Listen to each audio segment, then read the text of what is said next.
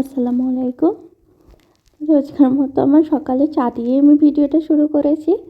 আর আমার যখন আরেকটা পেজ ছিল ফেসবুকে, সেটাতে আমি পোস্ট করতাম রান্নার ভিডিও, বাট সবাই আমাকে প্রশ্ন করতা যে আমি রান্না বাড়িতে তারপরেও কেন করি। তো দেখো, এমন কোনো মানে নেই যে নিজের বাড়িতে রান্না করা যাবে না। আমি রান্নাটা খুব শখ করে করি।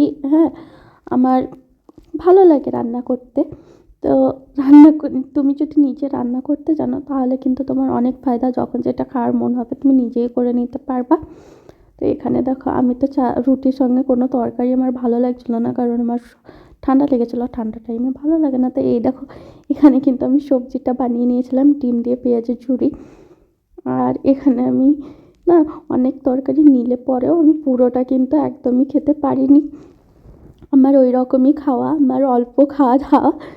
তো ওইগুলো খাওয়া দাওয়া করা। আর আমার বান্ধবীর কাছেও মনে হয় যে যারা রান্না করে তারা স্মার্ট নয়। তো সে এখন আমার বান্ধবী নয়, কারণ তার ভাবনা চিন্তাটা অনেক ছোট। আমার মনে হয় যে রান্না করা এটা একটা আর্ট, যেটা সবাই পারে না। আর কিন্তু আমার তরকারিটা কিন্তু অনেক খেতে ভালো হয়েছিল। তো আমি মোস্টলি রুটি খেতে খুবই পছন্দ করি, রুটি ও মুড়ি। আমার ভাতটা সেভাবে খেতে ভালো লাগে না, তো আমি সকালেও রুটি খেয়েছিলাম আর আমি কিন্তু দুপুরেও রুটিই খেয়েছিলাম। তো থালা দেখে কনফিউজ হইও না, আমার যখন যেটা মনে হয় আমি সেটাতেই খাওয়া দাওয়া করি। এখানে কিন্তু আমি আলু দিয়ে মাংস রান্না করেছিলাম, আর ওইটা কিন্তু খেতে অনেক টেস্টি হয়েছিল। এটা অনেক 1 বছর আগে আমি বানিয়েছিলাম, তারপরে আমি আবার বানিয়েছি। এতদিন পরে কেন বানালাম জানি না, বাট খেতে দারুণ হয়েছিল।